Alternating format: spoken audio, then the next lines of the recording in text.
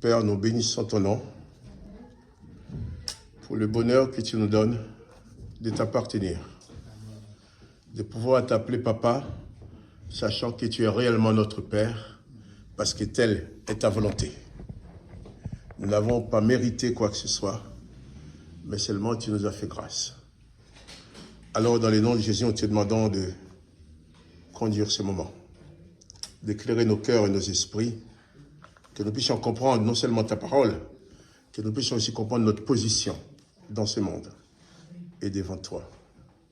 Merci de nous conduire, je t'en prie, dans le nom du Seigneur Jésus-Christ. Amen. Ce matin, je vais aborder un sujet avec vous, et je ne vais pas vouloir aller très vite. Il faudrait peut-être au moins 2 dimanches. Peut-être 3, je ne sais pas. Et ce sujet, c'est, je mettrai un titre, reconnaître son identité et s'installer dans la grâce. Pourquoi? Parce que si on ne se connaît pas, on ne sait pas comment agir, on ne sait pas quoi faire. On ne sait pas qui on est. On ne connaît pas ses droits, on ne connaît pas ses devoirs non plus. Et j'aborde ce sujet parce que quand j'entends parler les chrétiens, et quand même je vous entends, nous prions ici, quand je vous entends prier, bien sûr, dans les paroles de nos prières, nous sommes pleinement dans la foi, nous croyons au Seigneur. Mais sans le vouloir, dans certaines paroles que j'entends, c'est comme si on jetait des doutes, sans le vouloir, sur son identité et sur l'œuvre accomplie par Jésus-Christ, pour chacun de nous. Et pour cela, je vais commencer à lire dans la lettre de Paul aux Romains, Romains chapitre 8. Romains chapitre 8. Et j'aime bien ce verset de Hébreux 10, là qu'a lu notre sœur Espérance. C'est lui qui nous a fait la promesse est fidèle. N'abandonnons pas notre assemblée, car c'est là qu'il nous instruit, nous nous formons. C'est là que nous apprenons aussi à vivre la communion fraternelle, même à exercer l'amour. On peut parler avec distance, mais quand on se voit, c'est autre chose. Et voilà, l'apôtre Paul, c'est pas n'importe qui. C'est celui qui était d'abord le condamnateur, plus que le condamnateur, mais l'exécuteur, le bourreau. C'est lui qui était là, qui avait été même missionné par les autorités religieuses de l'époque pour la destruction des chrétiens, pour les mettre à mort. Et cet homme a eu le privilège d'être rencontré par Jésus-Christ sur le chemin de Damas. Et c'est lui, le condamnateur, c'est lui qui exécutait les condamnations, qui écrit aux Romains, chapitre 8, verset 1er. Il dit, « Il n'y a donc maintenant aucune condamnation pour ceux qui sont en Jésus-Christ. » Il n'y a donc maintenant aucune condamnation. Pourquoi Paul parle de condamnation?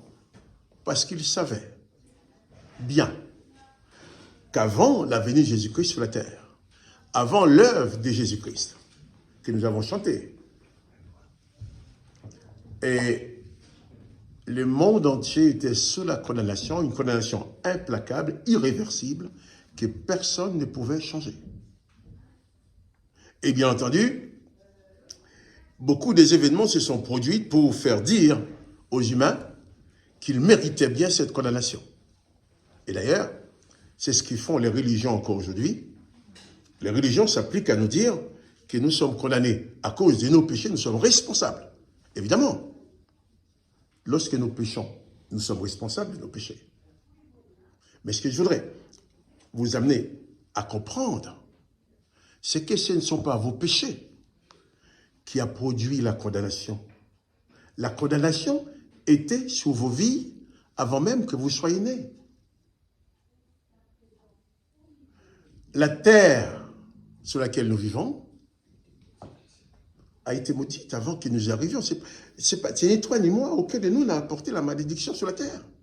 Nous sommes nés sur cette terre avec la malédiction dedans.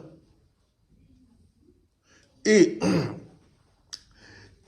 l'apôtre Paul, qui lui a servi sous le ministère de la loi au service de l'Éternel des armées, lui-même a appelé ce ministère le ministère de la mort. Et son ministère au service de Jésus, le ministère de la vie. Et c'est lui qui dit, il n'y a donc maintenant aucune condamnation pour ceux qui sont en Jésus-Christ. Et je lis aussi dans Éphésiens chapitre 2, c'est encore Paul qui écrit aussi aux Éphésiens, et Paul était celui qui était le mieux placé pour dire certaines choses. Parce que lui, il avait servi aussi sous le règne de la malédiction, de la condamnation et de la loi. Il dit aussi, Éphésiens, chapitre 2, et au verset 8, Paul dit, « Car c'est par la grâce que vous êtes sauvés par le moyen de la foi, et cela ne vient pas de vous, c'est le don de Dieu. Ce n'est point par les œuvres, afin que personne ne se glorifie. » Ce n'est point par les œuvres, afin que personne ne se glorifie. Il est important pour nous de réaliser que notre salut, ce n'est pas le fait de nos œuvres. Notre condamnation non plus, ce n'est pas le fait seulement de nos péchés. Car les enfants qui sont en train de naître aujourd'hui sont déjà condamnés. Et quelles sont les condamnations, les plus lourdes condamnations qui pèsent sur le monde entier? Nous trouvons ça dans Genèse chapitre 3, verset 22. Nous pouvons le lire. Genèse 3, verset 22. Et ces condamnations-là, quand ils ont été placés sur l'humanité, tu n'étais pas né. Tu n'étais pas né. D'abord, verset 22. L'Éternel Dieu dit, voici l'homme est devenu comme l'un d'entre nous, pour la connaissance du bien et du mal, empêchons-les maintenant d'avancer sa main, de prendre de l'arbre de vie, d'en manger et de vivre éternellement. Et l'Éternel, Dieu le chassa du jardin d'Éden. Donc, cette condamnation-là, bien sûr, on va facilement me dire que Adam et Ève avaient péché. Mais lorsqu'Adam et Ève avaient péché, est-ce que tu étais là? Est-ce que tu leur as donné un coup de main? Hein? Tu ne savais même pas que tu allais exister. Mais cette condamnation, il n'a pas dit empêchons Adam et Ève de vivre éternellement, mais empêchons toute l'humanité d'accéder à la vie éternelle. Et il dit bien, il plaça des chérubins devant l'arbre de vie. Écoutez bien, dans la mesure qu'en mangeant un fruit, ils sont sortis de l'innocence, leurs yeux se sont ouverts sur le bien et le mal. Donc c'est une révélation pour eux. S'ils avaient eu l'occasion de manger l'autre fruit, leurs yeux seraient certainement ouverts sur l'existence du Père qui lui donne la vie éternelle. Donc ces condamnations-là sont là avant même que tu pêches. Et j'ai déjà aussi qu'on vit sur un sol, sur la terre qui a été maudite. Ce n'est pas toi, ce ne sont pas tes péchés qui apportent la malédiction sur la terre. Dans le verset 17, Genèse 3, 17, l'Éternel Dieu dit à l'homme, puisque tu as écouté la voix de ta femme et que tu as mangé l'arbre au sujet duquel je t'avais donné l'ordre, tu n'en mangeras point, le sol sera maudit à cause de toi, c'est à force de peine que tu en tireras ta nourriture tous les jours de ta vie. Il te produira des épines et des ronces et tu mangeras de l'herbe des champs. C'est à la sueur de ton visage que tu mangeras du pain jusqu'à ce que tu retournes à la poussière d'où tu as été prise. Car tu es poussière, tu retourneras en poussière. Aujourd'hui, tous ceux d'entre nous qui se lèvent à n'importe quelle heure du matin, fatigués, écrasés, mais qu'est-ce qu'on fait? on s'élève, on s'écoue, on traîne. Puis on va travailler. On est en train de purger cette peine que l'Éternel a établie sur l'humanité. Chaque jour, tu purges ta peine. Le sol sera maudit. Quand on voit ce qui se passe sur la terre aujourd'hui. On va dire un tel est méchant, un tel est mauvais. C'est la méchanceté, c'est la haine, c'est la guerre. On tue. Regarde ce qui se passe un peu partout dans le monde. Maintenant, apparemment, il y a les Sénégal qui s'est mis aussi. En Ukraine, au Yémen, je ne parle pas en Palestine, entre Israël et les Palestiniens, les fils d'Abraham. En voyant tout ça, c'est pas de la malédiction, ça? C'est de la malédiction. Mais attention, peut-être on va dire que ces gens-là sont des méchants, ils sont tous des méchants. Ils produisent des actes de méchanceté, bien sûr, pour manifester toutes ces malédictions qui ont été prononcées, qui ont été dites. Et l'apôtre Paul, en son temps, a participé à cela. Mais quand il a compris, il a changé. Maintenant, on peut parler de Paul, on peut parler des Palestiniens, des Israéliens, des Yéménites, de n'importe quel pays qu'on veut. Mais qu'en est-il de toi? Parce que, malheureusement, je ne peux pas vivre la vie d'un autre. Tu ne peux pas vivre à la place de l'autre. Mais tu peux vivre ta vie, tu dois la vivre d'une façon, j'allais dire, individuelle, personnelle. Tu dois savoir ce qui te concerne. Et Paul parle de la condamnation et il parle de la grâce. C'est par la grâce que vous êtes sauvés de la condamnation. Et une autre condamnation encore très lourde, qui pesait encore sur l'humanité avant la venue de Jésus. Nous retournons de la Genèse, puisque c'est là que tout a commencé. Tous les malheurs du monde, toutes les condamnations, toutes les malédictions commencent par là. Dans Genèse chapitre 6. Genèse chapitre 6. On va lire, on va se donner le droit de comprendre. Parce que souvent, les religions nous font lire les choses. On vous dit, quand vous lisez ça, il faut comprendre ça. Quelqu'un m'a déjà dit, mais il ne faut pas essayer de comprendre ce qui est écrit, il faut comprendre la pensée de la chose. Voilà ce qui est écrit. Lorsque les hommes y commençaient à se multiplier sur la face de la terre et que des filles leur sont nées, les filles des hommes, hein, les fils de Dieu, les fils de l'Éternel vit que les filles des hommes étaient belles. Et il était belle. Et il en prit pour femme parmi toutes celles qu'ils choisirent. Là, il s'agit des hommes, des filles des hommes, mais il y a des fils de l'Éternel Dieu, qui a des fils. Et ces fils ont été sont laissés charmer par la beauté des filles des hommes. Alors, une question à poser. Un fils est certainement de même nature que son père, n'est-ce pas? Oui ou non? Hein? Un chien ne va pas faire un chat. Un homme ne va pas faire un âne. Un cheval ne va pas faire une chèvre. La chèvre ne va même pas faire un mouton. On pourrait dire qu'il se ressemble un peu. L'Éternel Dieu a des fils. Non seulement qu'il y a des fils, les fils de l'Éternel se sont déjà manifestés sur la terre.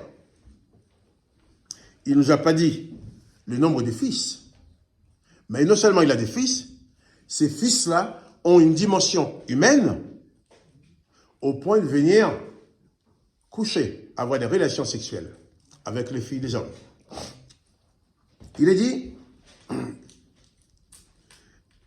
les fils de Dieu virent que les filles des hommes étaient belles, et ils en prirent pour femmes parmi toutes celles qu'ils choisirent. Alors l'Éternel Dieu dit, mon esprit ne restera pas toujours dans l'homme, car l'homme n'est que chair, et ses jours seront de 120 ans. Les géants étaient sur la terre en ces temps-là, après que les fils de Dieu furent venus vers les filles des hommes, et qu'elle leur eut donné des enfants. Non, que les filles des hommes, je reprends, hein. Les géants étaient sur la terre en ces temps-là, après que les fils de Dieu furent venus vers les filles des hommes, et qu'elle leur eut donné des enfants. Ce sont les héros qui furent fameux dans l'Antiquité. Là, on parle, dans l'histoire de l'Antiquité, on entend parler des demi-dieux. Des demi-dieux, pourquoi? Parce que ce sont les petits-fils de l'Éternel, avec les filles des hommes. Et donc, et là, verset 5, l'Éternel vit que la méchanceté des hommes était grande sur la terre et que toutes les pensées de leur cœur se portaient chaque jour uniquement vers le mal. L'Éternel se repentit d'avoir fait l'homme sur la terre et il fut affligé dans son cœur. D'abord, les fils de l'Éternel sont venus avoir des relations sexuelles avec des femmes sur la terre. Ils ont eu des enfants. Et après, la suite, c'est que les Éternel vit qu'il y a la méchanceté. Il n'y a rien de dit contre les fils de l'Éternel, contre leurs actes. Mais par contre, l'Éternel va dire son regret. Il va se trouver face à un constat d'échec. Il dit, l'Éternel, verset 6, se repentit d'avoir fait l'homme sur la terre et il fut affligé en son cœur. Imagine l'Éternel qui a fait son œuvre. Il a créé des hommes qui ont eu des filles. Ses fils sont venus coucher avec ces hommes-là, avec ces femmes-là. Et ces femmes ont eu des enfants qui sont devenus des géants dans l'Antiquité, qui faisaient peut-être beaucoup de mal, je ne sais pas, mais certainement. L'Éternel va se trouver vraiment affligé. Il ne s'est pas repenti de ce que l'homme est devenu. Il s'est repenti de ce qu'il a fait. Il s'est repenti d'avoir fait l'homme. C'est écrit, il est affligé dans son cœur parce que cet homme-là, c'est lui qui l'a fait. C'est lui qui l'a fait comme ça. Et voilà, l'Éternel va dire, verset 7, et l'Éternel dit, j'exterminerai de la face de la terre l'homme que j'ai créé, depuis l'homme jusqu'au bétail, aux reptiles et aux oiseaux du ciel, car je me répands de les avoir faits. L'homme, il y avait de la méchanceté, c'est l'homme, mais il a décidé de détruire même les animaux. Il s'est repenti de les avoir faits. On se trouve face à un créateur qui a commencé à former l'homme de la poussière de la terre, à constater son évolution. Il n'est pas bon qu'il soit seul. Il a créé les animaux, il a fait passer les animaux devant l'homme, et l'homme n'a pas trouvé ses compagnes, puis sa compagne parmi ses animaux. Il a pris la côte, il a fabriqué la femme, et ensuite, au bout du compte, il se trouve dans la déception, parce que son œuvre n'est pas une réussite. Bien sûr, quand on nous parle, on dit, l'œuvre de l'Éternel est parfaite. Lui-même, il dit que l'œuvre n'est pas parfaite, puisqu'elle s'est repentie de l'avoir fait. Il regrette de l'avoir fait, au point qu'il dit, je vais tout casser, je vais tout éliminer. Et je souligne en même temps que les fils de l'Éternel sont venus sur la terre pour jouir du plaisir avec les filles des hommes. Mais Jésus-Christ vient sur la terre en tant que fils unique de son Père. Et Jésus n'est pas venu pour jouir du plaisir. Il est venu pour apporter aux hommes et aux femmes qui sont sous la condamnation la possibilité d'être libérés de cette condamnation. Tous les jours, dans toutes les villes, dans le monde entier, tous les jours on voit passer les cortèges funéraires, n'est-ce pas? L'Éternel met en exécution ce qu'il a dit. J'exterminerai l'homme que j'ai créé.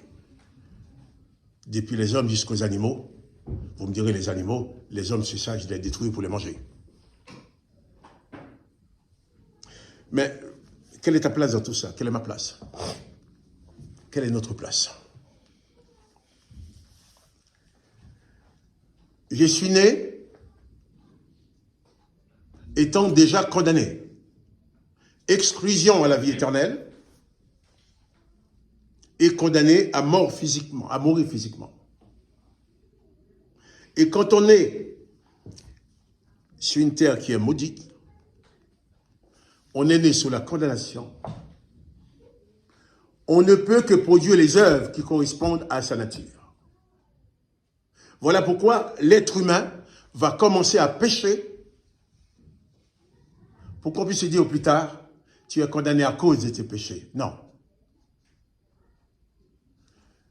Disons plus honnêtement, tu pèches parce que tu es condamné.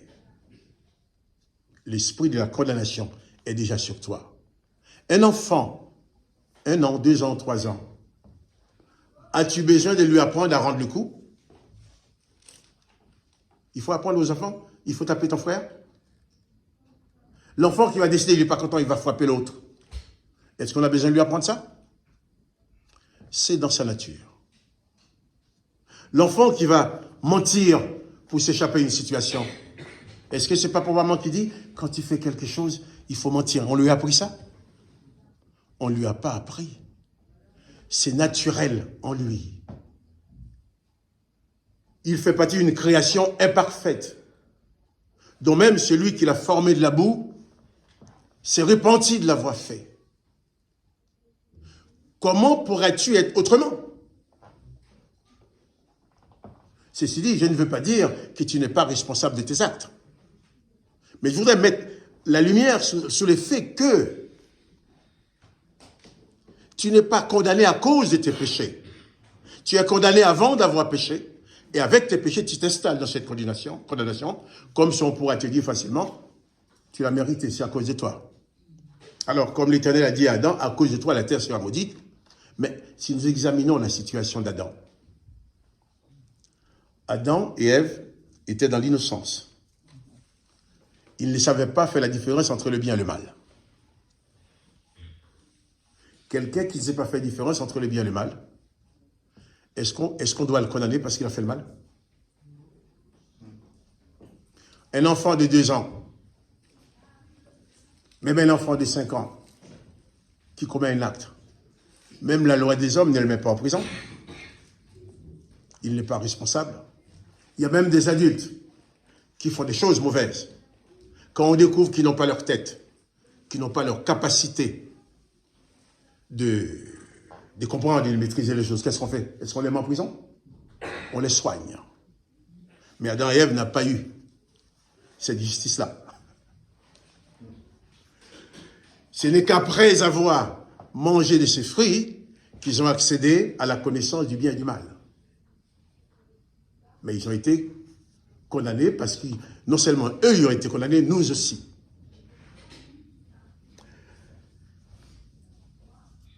Ceci dit, nous sommes en Jésus-Christ. Nous devons faire attention que par nos paroles, même dans nos prières, dans nos explications, nous devons faire attention à ne pas amoindrir la puissance et la victoire du Christ dans nos vies.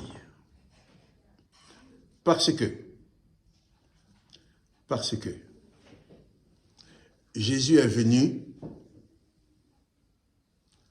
pour nous délivrer de toute cette condamnation. Jésus n'est pas venu pour sauver le corps que l'Éternel des armées avait créé avec de la boue. Car l'Éternel a dit, tu es poussière, tu reviendras en poussière. Mais quand tu entends la voix de Jésus, Jésus dit, tu dois naître de l'esprit. Jésus te dira, tu es esprit maintenant, tu retourneras en esprit. La différence. Et je voudrais lire aussi avec vous, dans 1 Jean, chapitre 1er. 1 Jean, chapitre 2. 1 Jean, chapitre 2. Et je souhaite que chacun prenne le temps de réfléchir à tout cela. Parce que bon, c'est facile de dire, oui, mais c'est choquant ce qu'a dit le pasteur, là. les gens ont jamais entendu les gens dire des choses comme ça.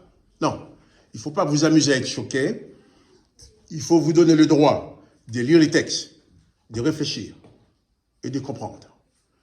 Les religions vont nous plonger dans la culpabilité pour nous mener, pour nous conduire à faire même des choses que nous ne devons pas faire.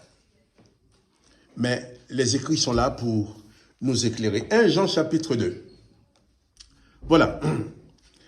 Jean écrit, « Mes petits enfants, je vous écris ces choses afin que vous ne péchiez point. Et si quelqu'un a péché, nous avons un avocat auprès du Père, Jésus-Christ, le juste. » Écoute ce qu'il dit maintenant. Jésus-Christ est lui-même une victime expiatoire pour nos péchés, non seulement pour les nôtres, mais aussi pour ceux du monde entier. J'ai relu ça. Il est lui-même une victime expiatoire pour nos péchés, non seulement pour les nôtres, mais aussi pour ceux du monde entier. D'abord, il dit, si nous péchons, nous avons un avocat auprès du Père.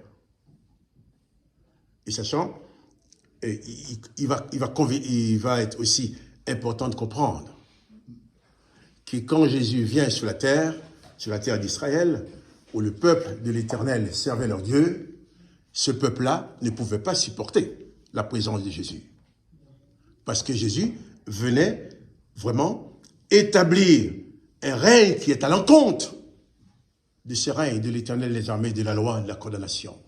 C'est pour ça qu'ils ont dit, c'est Jésus doit mourir, parce qu'il enseigne des choses que notre religion, notre Dieu ne nous permet pas d'accepter. Mais Jésus dit, Jésus est une victime expiatoire pour nos péchés, non seulement pour les nôtres, mais aussi pour ceux du monde entier. Jésus n'est pas mort que pour les Français, pour les Africains, pour les Américains, pour les Asiatiques, pour ça, non. Il est mort pour les péchés du monde entier. Et il y a ce passage aussi qui nous dit que Dieu le Père veut que tous les hommes soient sauvés, qu'ils parviennent à la connaissance de la vérité.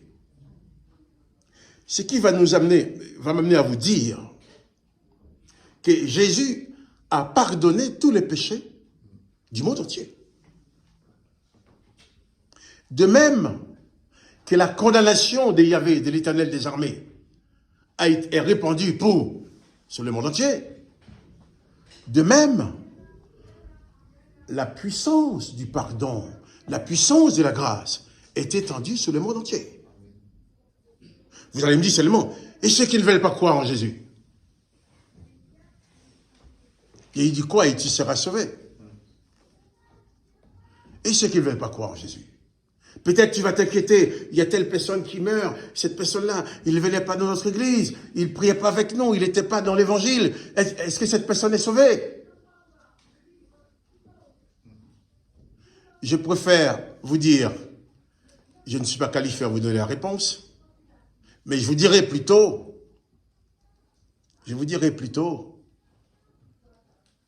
personne d'entre nous ne maîtrise le contour de la grâce. Personne ne va nous dire la grâce commence là, elle se termine là. Toi, tu es sauvé par grâce.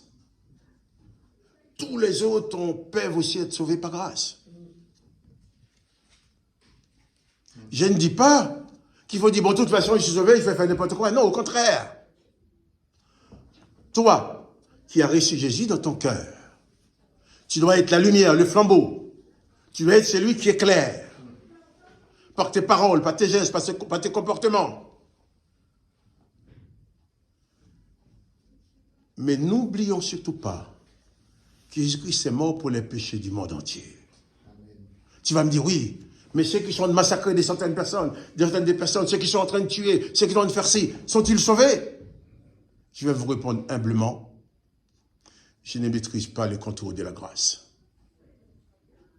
Je ne maîtrise pas le contour de la grâce. Mais ce que je sais, c'est que le sang de Jésus-Christ a coulé pour le monde entier. Et même ceux qui sont en train de commettre des crimes, au lieu de prononcer des paroles de malédiction sur eux, quand tu prononces des paroles de malédiction sur ces gens-là, vous faites la prolongation, vous faites que prolonger la malédiction de l'Éternel des armées qu'il a jetée sur la terre. Et c'est cette malédiction qui met tant de misère, tant de souffrance. Mais Jésus-Christ est venu pour détruire les œuvres du diable, pour détruire la condamnation.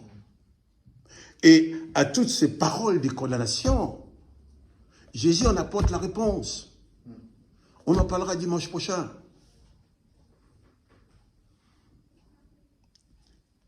Il faut nous dire déjà que si nous péchons parce que nous sommes déjà sous la condamnation. Nous sommes déjà sous la malédiction. Et Jésus est venu nous libérer de cette malédiction. Et ça, chers amis,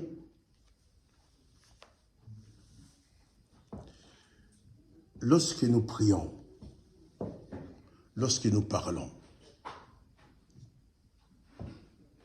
nous réalisons que Jésus a payé non seulement pour le monde entier, encore plus pour ceux qui croient en lui, là maintenant, pour nous qui chantons son nom, pour nous qui reconnaissons son œuvre.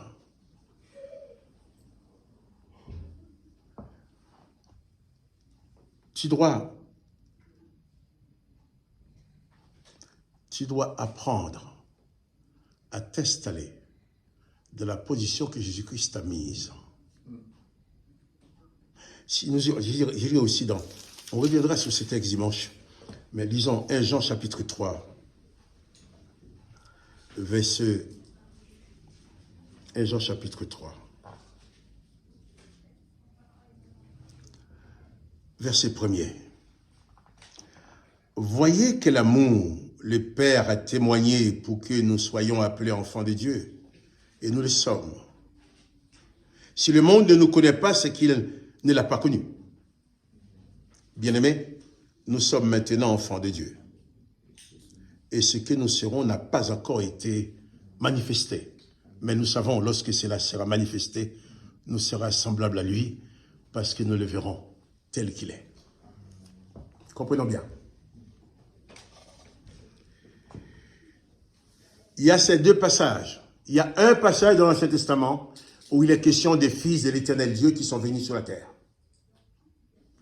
Et le Nouveau Testament nous parle des fils du Père qui sont venus sur la terre, qui est venu sur la terre. Il y en a un qui est venu pour son plaisir et suite à ses plaisirs, c'était la condamnation. Et Jésus est venu pour se donner, pour sauver. Et lui, c'est la grâce. Au travers de lui, nous sommes devenus enfants du Père. J'ai dit dimanche prochain, nous étendrons un peu plus dessus. Mais qui es-tu? Qui es-tu? Tu es enfant du Père. Spirituellement, tu portes en toi la nature du Père. Tu es héritier, tu as comme héritage l'amour, la puissance, le pouvoir du Père. Et comment tu es devenu fils du Père?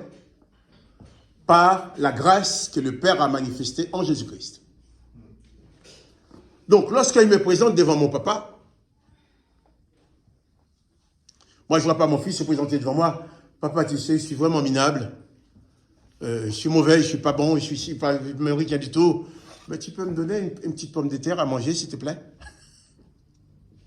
C'est souvent ce que font les chrétiens quand ils se présentent devant Dieu. Et qui fait, quand on se présente, on commence à prier, bien sûr, de toute bonne foi, de tous nos cœurs, sincèrement, on se met à demander pardon. Mais pardon pourquoi? Pardon pour les péchés que j'ai fait dans le passé, pardon pour les péchés que je n'ai pas connus, pardon pour les péchés que je vais faire. Non, chers amis. Jésus-Christ t'a gracié une fois pour toutes. Si durant ton parcours, tu découvres que tu as commis une erreur, tu vas demander pardon pour cette erreur-là que tu reconnais. Si je reconnais, je me suis trompé quelque chose, je me dis, ah, excuse-moi, je vais demander pardon. Mais je ne vais pas rencontrer quelqu'un dans la rue, excuse-moi madame, excuse-moi monsieur, pardonne-moi monsieur, pardonne-moi madame. On fait souvent comme ça avec Dieu. Les péchés pour lesquels tu as demandé pardon, une fois tu reçois la grâce de Jésus-Christ sur ces péchés-là, ces péchés n'existent plus. C'est pas parce que tu vas prier, tu vas être réveiller tous tes vieux péchés passés, pour dire, bon, non, non, arrêtons. Ta vie chrétienne, ton esprit, ton âme n'est pas une poubelle qui stocke tous les péchés. Tous les matins, Seigneur, je vide la poubelle devant toi pour me nettoyer. Non. Si tu sais, tu viens de commettre une erreur, tu demandes pardon. Si tu pèches, tu as un avocat auprès du Père, puisque la grâce, hein, même la justice humaine, hein, font la différence. Il y a des gens qui sont graciés. Celui qui est gracié,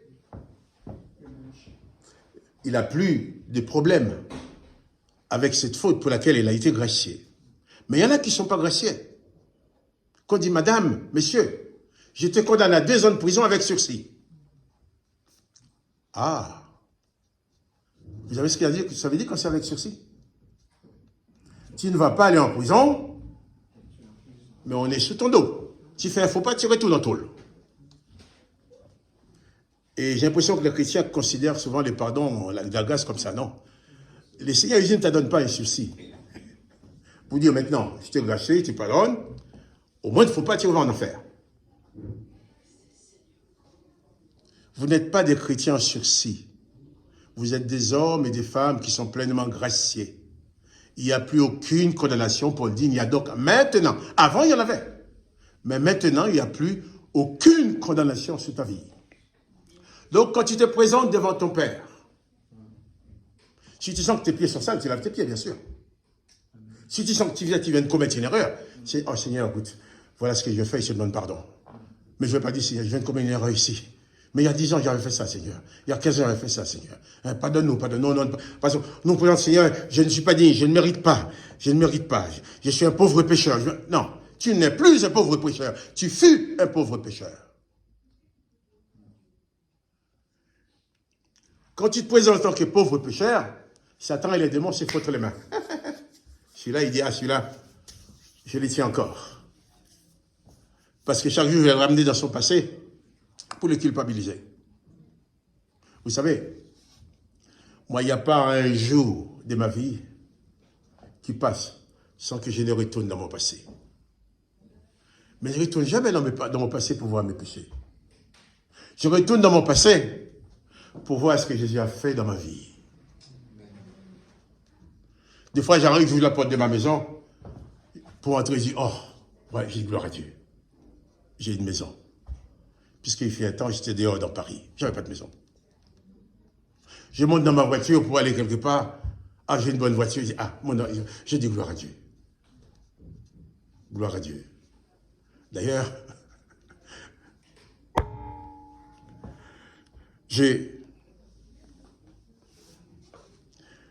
quand je regarde en arrière, j'ai des larmes aux yeux, mais pas des larmes de peine, de tristesse, de condamnation, mais des larmes de joie.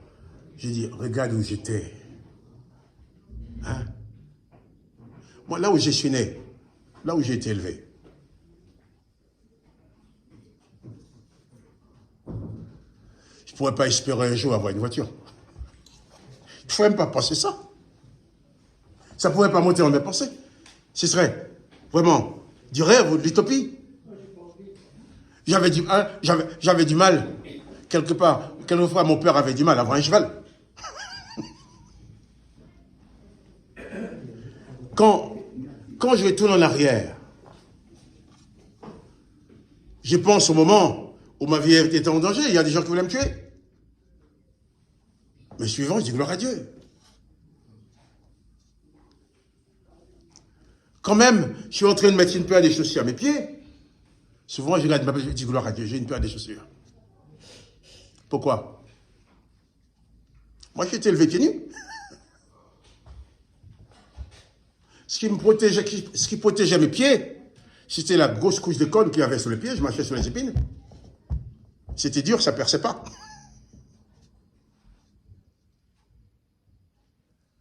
Donc, retournons dans le passé, oui, mais pour voir la gloire de Dieu, mais pas pour me condamner. Et vous en supplie, lorsque vous priez, Présentez-vous devant votre Père. Ne dites pas, je ne suis pas digne de toi. Tu es digne de lui, puisque ta dignité, ce n'est pas toi qui l'as créée. C'est lui qui t'a rendu digne par sa grâce. Tu es devenu son fils, sa fille. Arrêtons d'aller devant Dieu pour pleurnicher, Seigneur. Tu vois mes péchés, tous mes péchés, mais tes péchés ne sont plus là. Tout ce temps que tu mets à parler de tes péchés, parle plutôt de ce qu'il a fait dans ta vie. Merci parce que tu m'as donné la santé. Merci parce que tu me donnes une maison. Merci parce que je ne suis pas dans la rue. Merci parce que j'ai de quoi manger. Merci parce que je peux me déplacer. J'ai des vêtements à mettre sur le dos. Il y en a qui n'en ont pas. Merci parce que tu me donnes du travail. Merci parce que je peux acheter un peu pour manger. Merci parce que tu pourvois, tu combles mes besoins. Et là, nos prières vont prendre une autre dimension. Et quand tu parles comme ça, Satan et les démons, dis bon, je suis là, j'ai rien en lui. Jésus-Christ va dire, le diable vient, Satan vient, mais il n'a rien à moi. Tu dois pouvoir dire pareil. Mais pour cela, il faut connaître son identité. Je vais m'arrêter là, mais on en parlera. On en parlera dimanche prochain. Il ne faut pas, parce que vous savez, du temps des colonies, on envoyait des missionnaires religieux dans les colonies. Vous savez quelle est la mission qu'on leur confiait? On les disait, que ce soit les patrons français ou belges ou ailleurs, allez prêcher l'évangile à ces sauvages, mais attention, ils n'ont pas d'âme. Ils n'ont pas d'âme à sauver. Mais vous allez seulement les enseigner à détester la richesse, à se soumettre aux autorités, à obéir pour que nous puissions agir. C'était ça. C'était ça.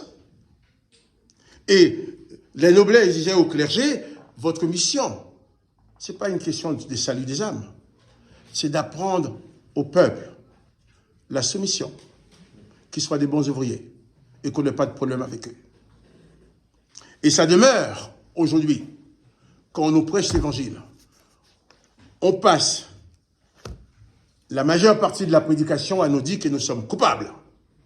Nous sommes tellement coupables, écrasés, malhonnêtes, immérités, on ne mérite rien.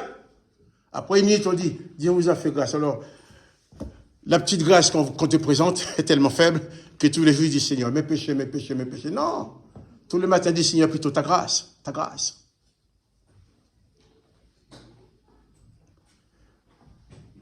Tu es devenu fils, tu es devenu fille du Père.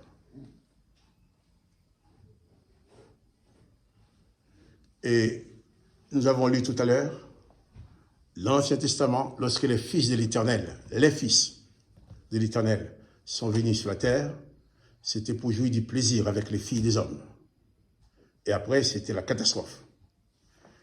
Jésus-Christ, le Fils du Père, le Fils unique du Père, est venu sur la terre pour nous sauver. Et lui, il a effacé toutes les condamnations. Il a tout cassé.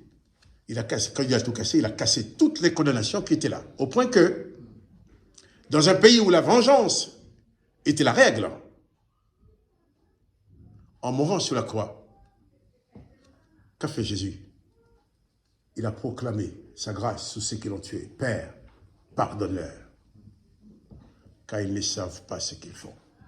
Dans l'Ancien Testament, il y a un homme qu'on avait tué comme ça aussi, il s'appelle Samson. Samson, une fois qu'on l'a maltraité, on lui a privé les yeux. Il a demandé qu'on lui attache, qu'on lui permette tenir 2 pylônes de l'immeuble, des bâtiments où tout le monde était. Il y avait des milliers de personnes. Et Samson a fait une prière à l'Éternel, son Dieu. Il lui a demandé de lui donner de la force pour tuer tous ces gens qui étaient là, qui tous meurent avec lui. Et les textes nous disent ensuite, Samson a tué plus d'hommes, c'est le jour de sa mort, il a tué plus de personnes que les milliers qu'il avait déjà tués au nom de l'Éternel. L'Éternel lui a accordé cette vengeance-là. Et ça marchait. Mais Jésus sur la croix n'a pas évoqué l'Éternel. Il a évoqué le Père. Père, pardonne-leur, car ils ne savent ce qu'ils font. Vous me direz, mais il savait bien que ça faisait mal quand il le battait. Il savait bien que les coups de fouet, les clous, ça fait de mal. Mais Jésus savait que ces gens-là n'étaient pas forcément des méchants. Ils étaient sous la condamnation et qu'ils ne pouvaient produire que des œuvres de la condamnation. Donc la condamnation produit le péché. On inverse la chose, on dit que c'est le péché qui te condamne. Mais condamné avant le péché, mais Jésus nous donne la grâce. Ose comprendre cela et tu accéderas à une très grande liberté spirituelle. Et tu pourras vivre ta vie spirituelle comme un homme libre, une femme libre. Ne te présente plus devant Dieu en pleurnichant. Seigneur, mes péchés, péché par parole, par action. Non, moi je ne pêche pas parole, par action. Je ne suis pas un pécheur professionnel.